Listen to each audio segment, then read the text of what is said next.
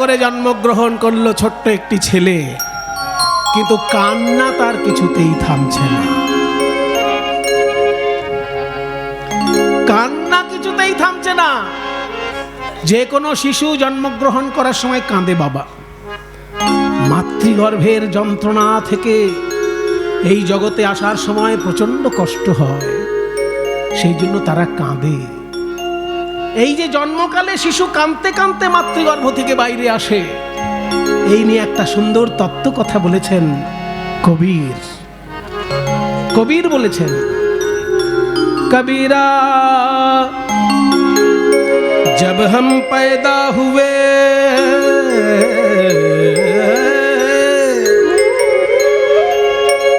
যখন আমরা জন্ম নিলাম, जग हंसे हम रोए,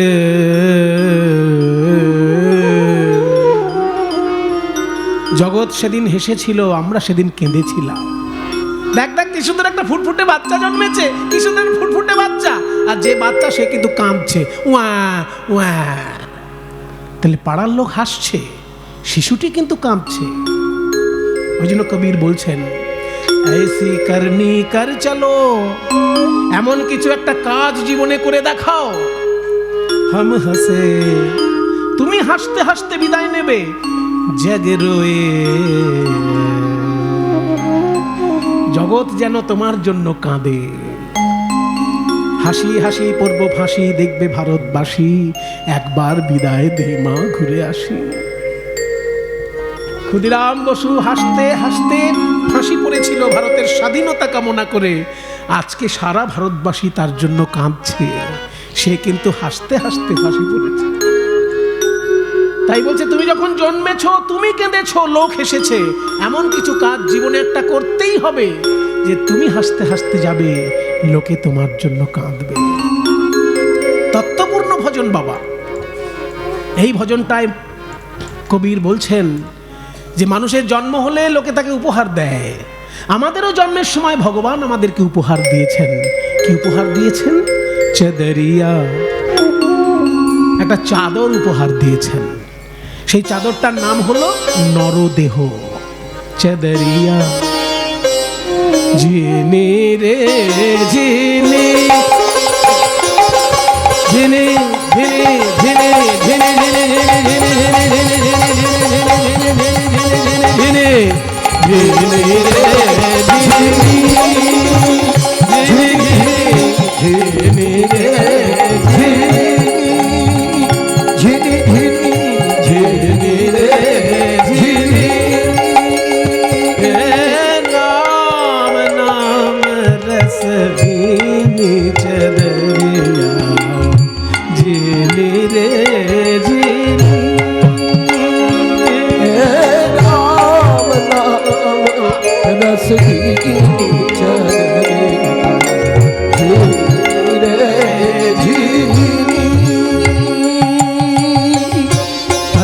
कमल का चरखा बनाया, 5 तत्व की पूरी चरखा, अष्ट कमल का चरखा बनाया, 5 तत्व की पूरी।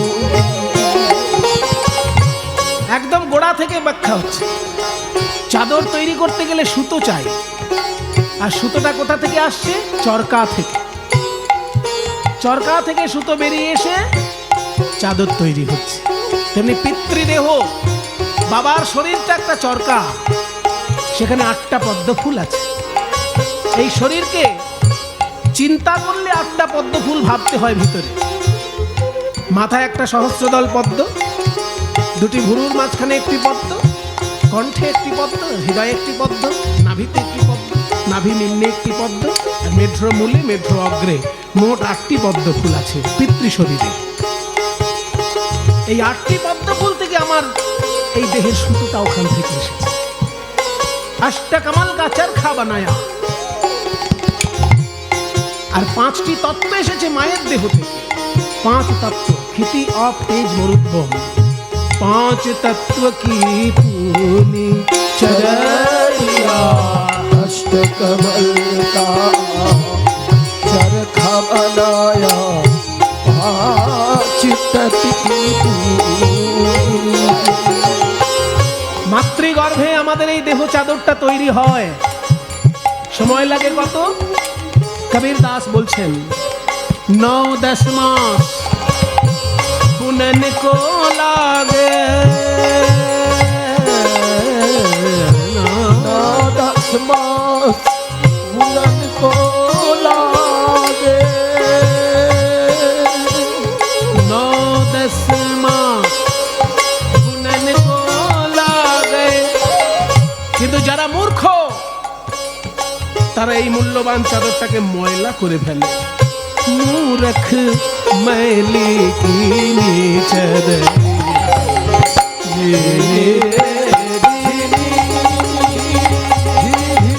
राम नाम रस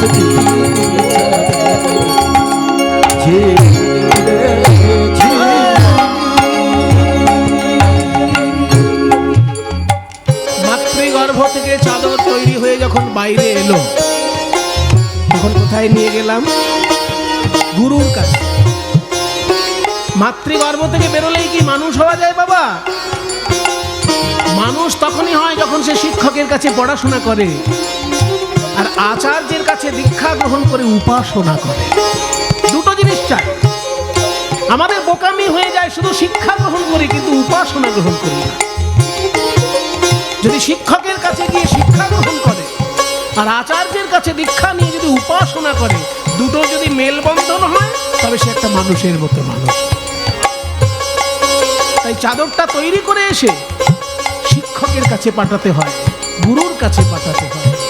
जब मोरी चादर बन घर आई ये रंग रेज को दीनी चरैया, जब मोरी चादर बन घर आई रंग रेज को दी।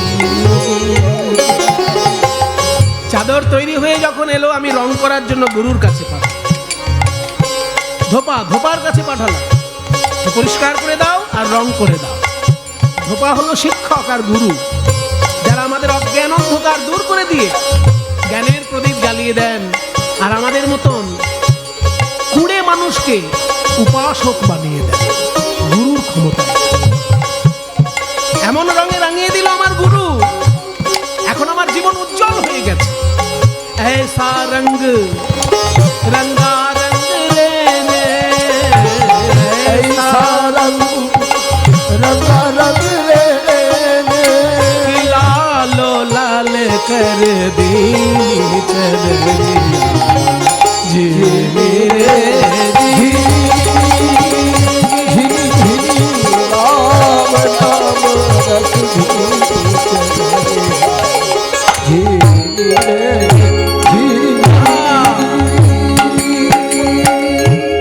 এই সুন্দর চাদর শুধু আমি পেয়েছি তা নয়, আপনারা পেয়েছেন তা নয়, পূর্ব যুগে আচার্যগণ পেয়েছে।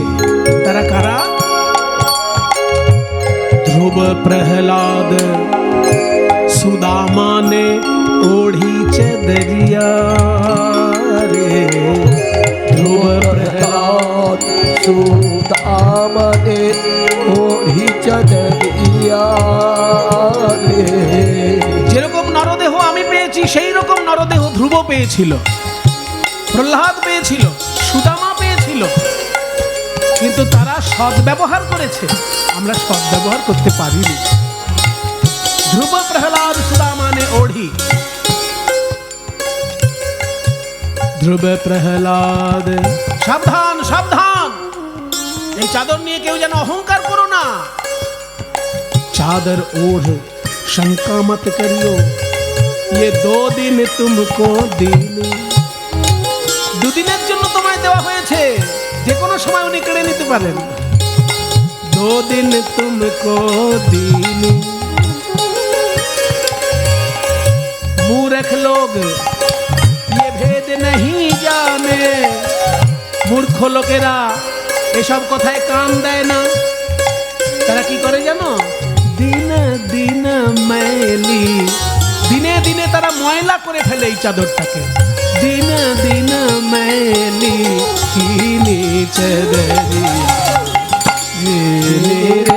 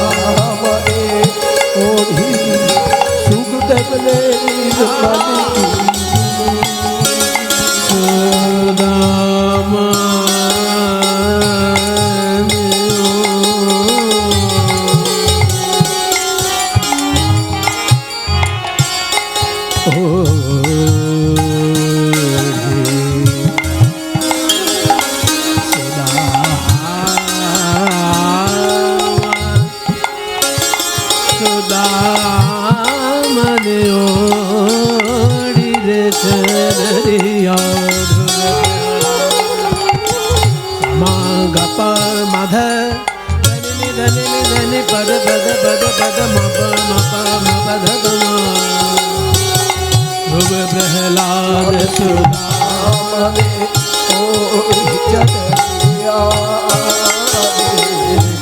সুখদেব গোস্বামীও পেয়েছিল এই চাদর, আর তিনি ভাগবতের পাতায় নির্মল করার পদ্ধতি বলে গেছেন। সুখদেব নে নির্মল কিনি। এবার কবির বলছেন দাস কবির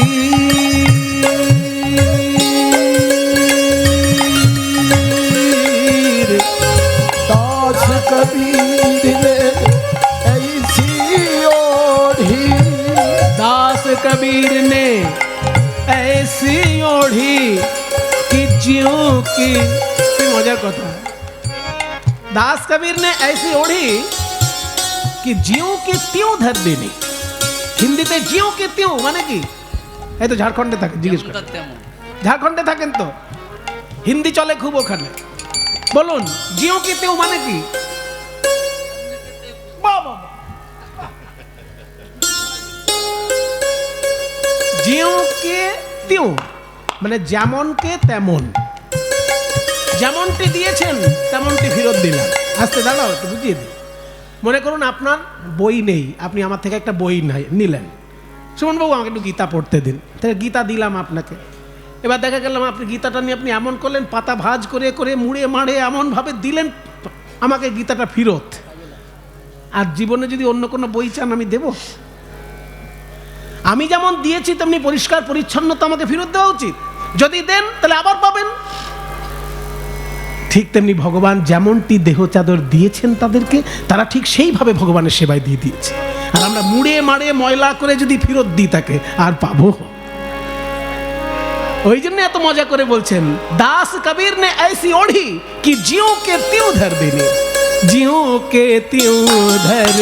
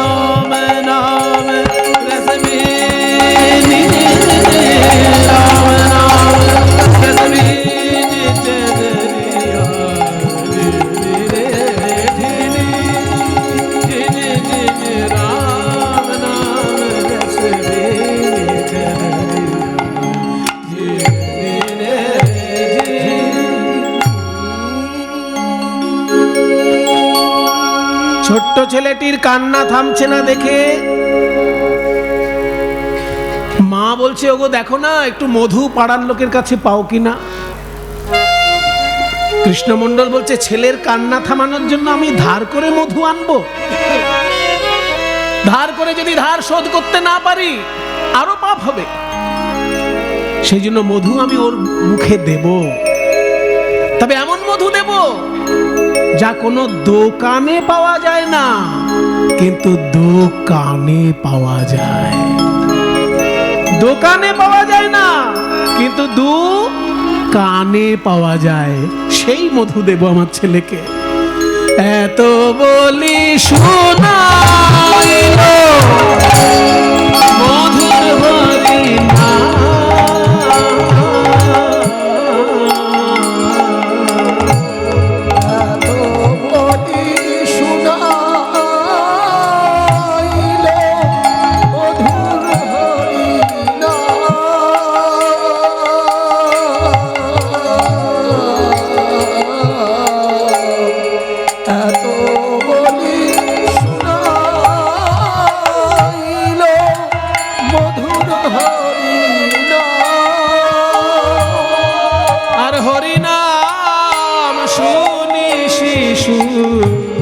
হাসে অবিরা।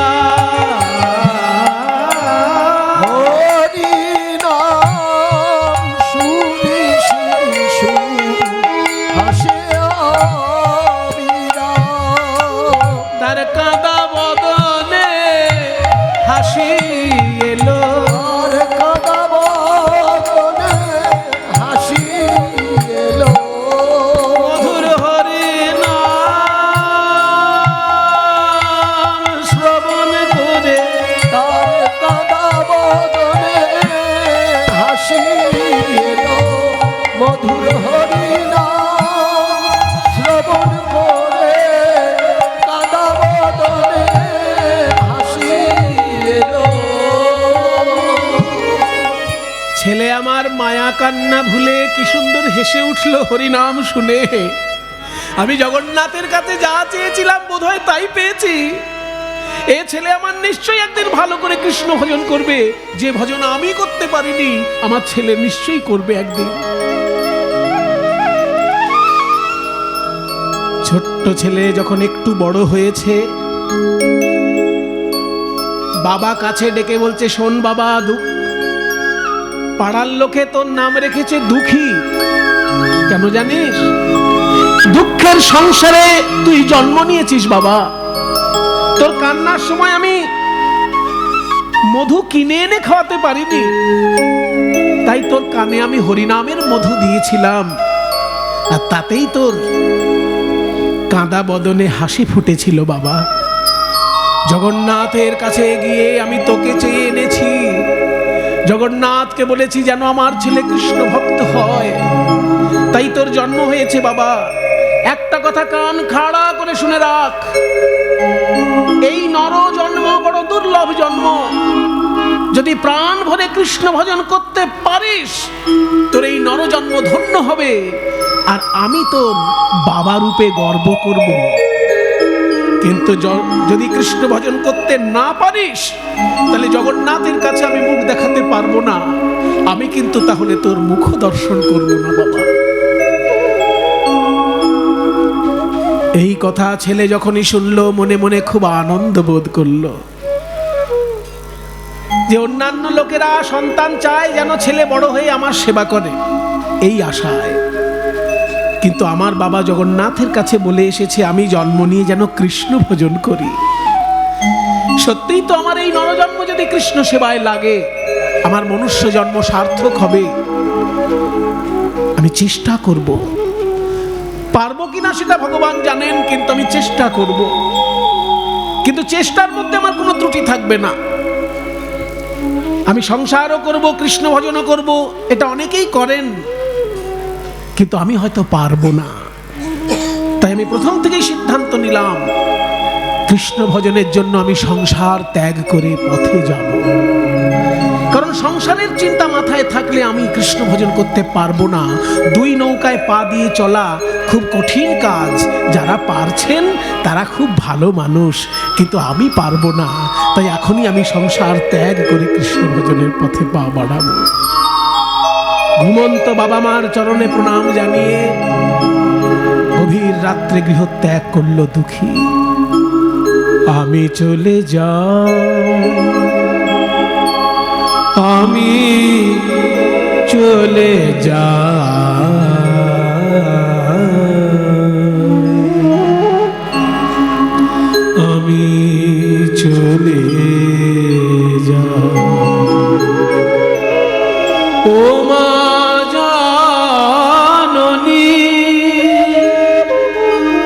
জন্মভূমি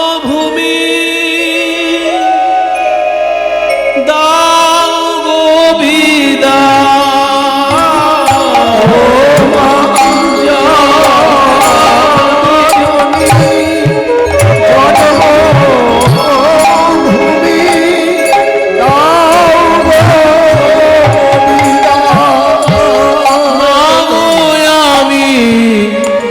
চলে যা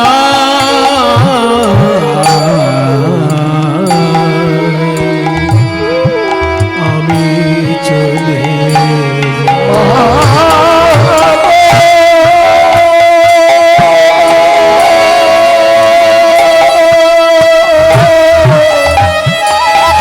আমি চলে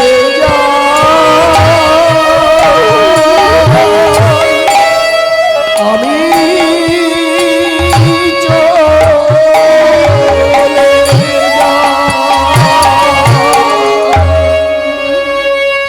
মেদিনীপুর জেলা পার হয়ে, হাওড়া জেলা পার হয়ে, হুগলি জেলা পার হয়ে বর্ধমান জেলায় প্রবেশ করল। গঙ্গার ধারে কালনা বলে একটি শহর আছে। সেই কালনায় তখন নিত্যানন্দের শ্বশুর বাড়ি। নিত্যানন্দের শ্বশুর বাড়ির যে মহাতীর্থ সেটা কালনা। নিত্যানন্দের জন্মস্থান বীরভূম জেলায় তারাপীঠের কাছে বীরচন্দ্রপুর গ্রাম বা একচক্রা গ্রাম। আর প্রভু নিত্যানন্দের শ্বশুর বাড়ি হচ্ছে কালনায়। সূর্যদাস পণ্ডিত নিত্যানন্দের শ্বশুর মশাইয়ের নাম, আর কাকা শ্বশুরের নাম হচ্ছে গৌরীদাস পণ্ডিত। কিন্তু কাকা শ্বশুরের মতন সম্পর্ক ছিল না তার সঙ্গে, তার সঙ্গে সম্পর্ক ছিল বন্ধুর মতো। তিনি সম্পর্কে কাকা শ্বশুর, কিন্তু তার সঙ্গে ব্যবহারটা বন্ধুর মতো ছিল নিতাই চাঁদের। সেই গৌরীদাস পণ্ডিতের শিষ্য হৃদয় চৈতন্য ঠাকুর ওই কালনার আশ্রমে বিরাজ করছেন। তার কাছাকাছি গিয়েছে দুঃখী, ভিক্ষা করছে লোকের কাছে। ও দাদু, ও দাদু, আমাকে ভিক্ষা দাও না।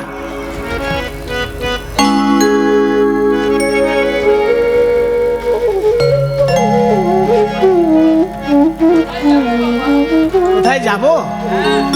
আমি বাড়ি ঘর ছেড়ে চলে এসেছি। এই যে ভিক্ষা তুমি দিলে, তোমার কাছে এই চারানা আটানা ভিক্ষা আমি চাইনি, এটা তুমি ফেরত নাও। আমি যে ভিক্ষা চেয়েছি সেটা বলবো। তোমাদের এই এলাকায় নিতাই চাঁদ হাত তুলে হরিনাম করেছেন, গৌর সুন্দর নৌকা করে এসেছেন এইখানে।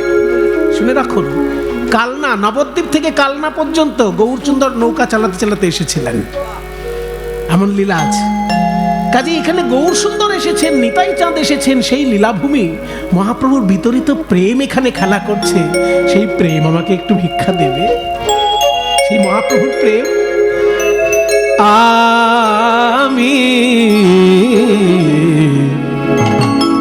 আমি প্রেমের ভিখারি, প্রেম ভিক্ষা করি যাব গো নদিয়া।